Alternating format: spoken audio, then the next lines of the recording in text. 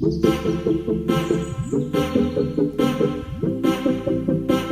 साथियों, मैं अमरदीप कादियान। नमस्ते, प्रणाम, सलाम वालेकुम, सत श्री अकाल, जय मसीह की, राम राम जी, जय माता की, जय हिंद, जय भारत। साथियों, आपका स्वागत है डिसेंट फैमिली में। साथियों, आज आपको एक ऐसा कमेंट बताता हूं, अभी आया है भूपेंद्र दीक्षित का। बैंक ने फ्री में उनको गिफ्ट दे दिया, बिना उनकी इजाजत के, बिना उनसे पूछे। राइट सर, मेरा भी HDFC वालों ने रिस्ट्रक्चर कर दिया है बिना मुझसे पूछे, पर मैं भरूंगा ही नहीं तो और क्या करना है सर, प्लीज एडवाइस सर। मतलब इनका लोन जो है इनसे पूछे बिना ही, बिना रिस्ट्रक्चर इनको कर ही दिया, ऑफर भी नहीं करा, कर ही दिया। भाई साहब, सबसे पहले दीक्षित साहब आपको क्या करना है, ब्रांच हेड से मिले, उसको जाके बोले भाई मैंने रिस्ट्रक्चर नहीं चाहिए, मेरे को ये फ्री गिफ्ट क्यों दे रहे हो? अगर इसको दोगे मैं ढाका कंज्यूमर कोर्ट में केस कर दूंगा, एक पैसा नहीं दूंगा कभी, फिर को अकाउंट था, और आपको भी पार्टी बना दूंगा। आपकी ब्रांच से आपके एंड पे हुआ काम ये। मैंने आपकी ब्रांच से लोन लिया, बॉम्बे जाके मैंने लोन नहीं लिया, जहां भी आपकी ब्रांच है। मैंने आपके हेड ऑफिस में नहीं गया था मैं लोन लेने के लिए। अब वो ये बोलेंगे तोते की तरह उन्होंने रट रखी है, जो बोलेंगे पहले बता देता हूँ। भाई ये तो एग्रीमेंट हो रहा था, एग्रीमेंट में थी शर्त ये। अरे भाई साहब, ये नहीं है कि एग्रीमेंट में कुछ भी शर्त लिख लेंगे बैंक और NBFC कंपनी वाले, चाहे उसमें लिख भी रही हो तो फिर भी मान्य नहीं है। गैर कानूनी काम कुछ भी ऐसे, तो यार मैंने पैसों की जरूरत है, मैं किसी प्राइवेट फाइनेंसर पर चला गया, किसी बैंक वाले पर चला गया, कहीं चला गया, और मैंने कहा उसको भाई 5 लाख रुपए दे दे, बड़ी जरूरत है। वो कह रहा है मैं तो 2% लूंगा, 5% लूंगा, जितने भी उसने मांगे मेरे को जरूरत है, मैंने ले लिए। वो कहा भाई 28 फरवरी तक देने हैं तेरे को, 28 फरवरी 2021 तक। मैंने कहा ठीक है भाई साहब दे दूंगा। उसने कहा भाई मैं तेरी टांग तोड़ दूंगा भाई जो नहीं दिए तो। अब मेरे को जरूरत है यार, जरूरत वाले पे तो कुछ ही कुआ ले भाई। ठीक है भाई साहब तोड़ देना टांग, और कोई लिख के देना पड़ेगा, स्टाम्प पेपर ले ले, 2000 रुपये वाला कटवा ले एग्रीमेंट के वास्ते। चल भाई ऑनलाइन कटवा लिया, 5 लाख चाहिए तो 2000 रुपये की तो कोई वैल्यू नहीं है, निकलवा लिया मैंने। अब उसने जो लिखवाया, टांग तोड़ देंगे, फलाना तोड़ देंगे, इतना ब्याज है, इतने मेरे सारे पैसे देने पड़ेंगे, मैं उन्हें लिख दिया और मैंने उस पर साइन कर दिया और उसने नोटरी करवा दिया। अब साइन भी हो गए, एग्रीमेंट भी पक्का हो गया, नोटरी भी हो गया। नोटरी भी भारत सरकार का आदमी है, उसने भी नोटरी कर दिया, तो उसने भी नहीं पढ़ा उसमें क्या लिख रहा। अब सारा काम हो गया। अब भगवान ना करे मेरे पास 28 फरवरी 2021 को इसी महीने में पैसे ही नहीं है। अब स्वाभाविक बात है कि जब मेरे पास पैसे नहीं है तो मैं दे ही नहीं पाऊंगा उसको। अब वो लट लेगा, उन्हें मेरी तोड़ दी टांग, अब टूट गई। अब जब वो मेरी टांग तोड़ देगा, कोई आदमी मोहल्ले पड़ोस का यार प्यारा रिश्तेदार मेरे को हॉस्पिटल में दाखिल करवाएगा ना भाई साहब, उसने दाखिल करवाएंगे। अब जब किसी का भी एक्सीडेंट हो जाता है या कोई मार पिटाई होती है तो हमारे देश का कानून या पुलिस केस बन जाता है। अब जैसे मैं सरकारी हॉस्पिटल में मुझे कोई भेजेगा तो वहां पे पुलिस आती है, उसको रुक्का बोलते हैं। वहां पे पुलिस वाले जो होते हैं वो इंटीमेशन करते हैं उस एरिया की पुलिस को कि भाई तेरे इलाके में एक क्राइम हो गया, एक्सीडेंट होया, या ऐसे करके इस आदमी की, अमरदीप कादियान की टांग तोड़ दी गई।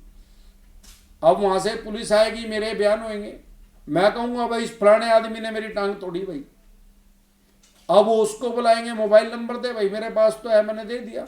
अब उसको बुलाएंगे, वो लव लेटर उठा लिया, स्टाम्प पेपर, जी इसने तो कहा था 28 फरवरी को तेरे पैसे दे दूंगा, नहीं दूंगा तो टांग तोड़ दी, यही लिख रहेगी, ये साइन हो रहे इसके। वो कहेंगे आपके साइन है? हाँ भाई मेरे ही है भाई साइन। तो भाई साहब मैंने तो इसलिए टांग तोड़ दी इसकी। तो भाई साहब वो लीगल हो गया क्या उसमें लिखने के? कल ना तो इसमें लिख देगा मैं तेरा गोली मार दूंगा, तो गोली मार देगा क्यों? कहने का भाव ये है मेरा कि अगर बैंक या NBFC कंपनी ने यह बात सही है कि हमारे साथ एक एग्रीमेंट करते हैं, माननीय जज साहब को भी पता है कि उस एग्रीमेंट को कोई पढ़ता नहीं, क्योंकि उसमें इतने छोटे छोटे शब्द होते हैं। मुझे नहीं लगता कि दुनिया का कोई चश्मा ऐसा होगा, स्पेक्स, जिससे हम उसको पढ़ सकते हैं। लेंस लगा के देखने पड़ेंगे जी, वो पढ़ेंगे। और जिसने वो पढ़ लिया वो लोन लेगा भी नहीं कभी जिंदगी में। जिसने उनकी टर्म कंडीशन पढ़ ली, वो सारी उन्हीं की साइड की है यार।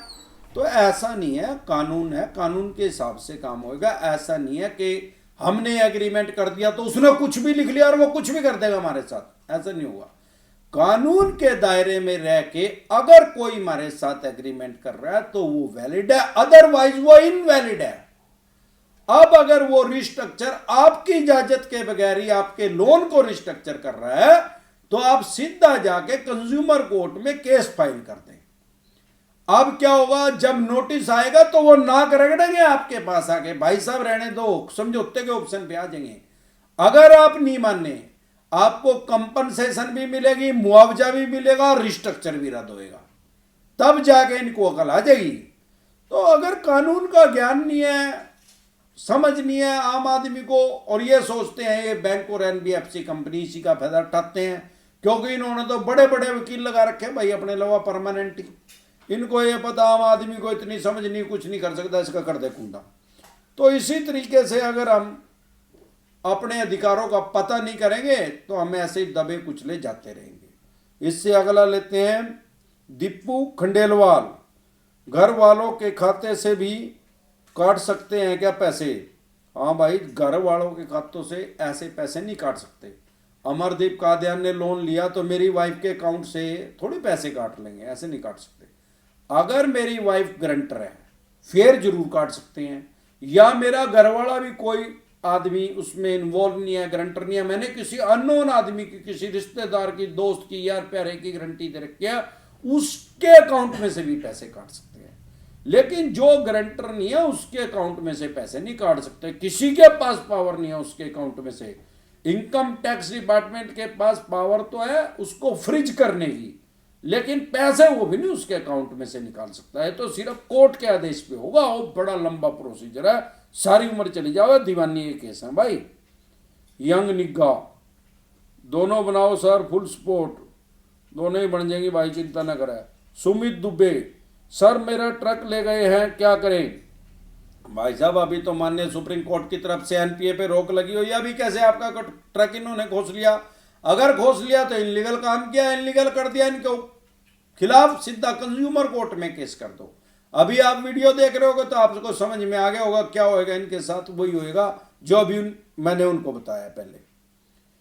PVR Verma, good evening sir, very good evening. Rakesh Sharma, can Bajaj Finserv link my personal loan with home loan? If shift my home loan I am a supposed to pay balance payment to insurance. भाई साहब personal loan को home loan के साथ कैसे connect कर सकते हैं? अगर आपको इतना खतरा है, पर्सनल लोन दिया नहीं जा रहा है और होम लोन भी सही ले रखा है और वो दिया जा रहा है, उसको उठा के ट्रांसफर करवा लो दूसरे बैंक में, आपका ब्याज भी कम हो जाएगा। फिर क्या करेंगे, ना रहेगा बांस ना बजेगी बांसुरी, खत्म काम। फिर कोई दिक्कत परेशानी हो फिर दोबारा आ जाना।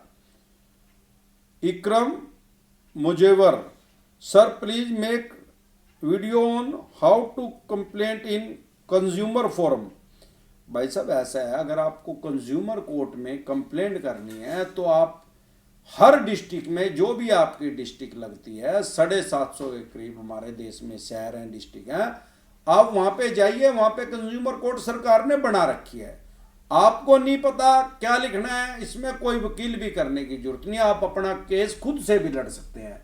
आपको करना क्या है, जो आपकी समस्या है वो तो आपको पता ही है, वहां पे टाइपिस्ट बैठे रहते हैं, आप उनको जाके अपनी समस्या बता दो, वो सारी राम कहानी अपने आप से लिख देंगे। उनको तो रोज का काम है, वो आपसे 150-200 रुपये लेंगे मैक्सिमम। जाके कोर्ट में उसको जमा करवा दो फाइल को, वहां पे कोई फीस नहीं है, तो वहां आपका कोई पैसा लगेगा नहीं, और वो नोटिस जाके आपके बैंक और एनबीएफसी कंपनी के पास चला जाएगा। फिर भी अगर आपको वहां पे भी दिक्कत है तो आप ऑनलाइन भी इनकी कंप्लेंट रजिस्टर्ड कर सकते हैं, केस फाइल कर सकते हैं अपना कंज्यूमर कोर्ट में। अगर आपको ऑनलाइन भी नहीं चलाना आता तो आप साइबर कैफे वाले के पास किसी के चले जाओ, वो कर देगा आपकी कंप्लेंट। तो ये तरीका है। उमेश कुमार, आप कहते हो सिक्योरिटी को एनी फोन डेमो बेच देंगे यार, ये तो कोई साउथ का आदमी है, हिंदी पूरी लिखनी है यार, चलो समझने की कोशिश करते हैं। आप कहते हो सिक्योरिटी को औने पौने दामों पे बेच देंगे। अगर लोन 50 लाख देने को तैयार हो तो क्या सेटलमेंट हो सकता है पेमेंट देने पे?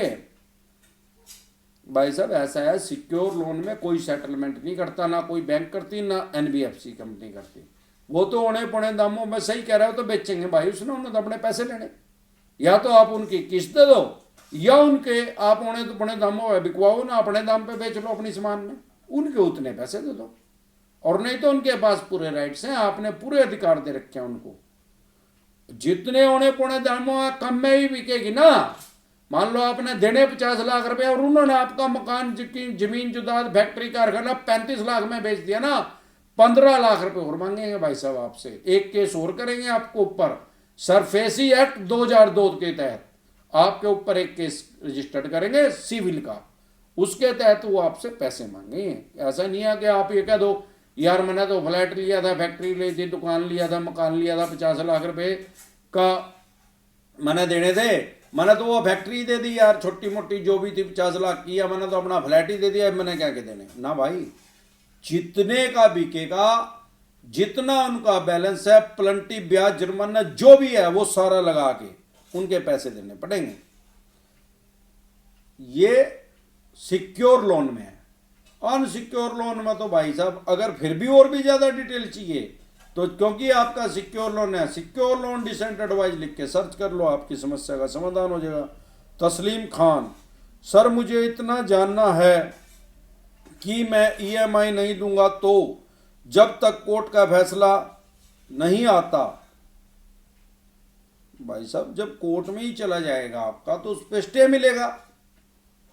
अब जब स्टे मिल जाएगा तो हो सकता है वो आपसे बाद की किस्तें मांगे, लेकिन उतनी में तो स्टे हो जाएगा ना जितना आपका डिस्प्यूट हो गया। उतना पैसा नहीं देना जब तक फाइनल डिसीजन नहीं आता। तो इसी तरह की या किसी भी तरह की कोई भी दिक्कत समस्या, कोई भी परेशानी आपके किसी भी यार प्यारे रिश्तेदार को हो, या आपको कोई भी दिक्कत परेशानी आ रही हो तो आप कमेंट कर सकते हैं, उसकी डिसेंट एडवाइस आपको मिल जाएगी। अभी मैं 9:30 बजे लाइव होऊंगा। अगर कोई आपका क्वेश्चन है, कोई क्वेरी है, कोई समस्या है, बहुत गंभीर है या छोटी है, आप उसका लाइव जवाब भी ले सकते हैं। नमस्कार।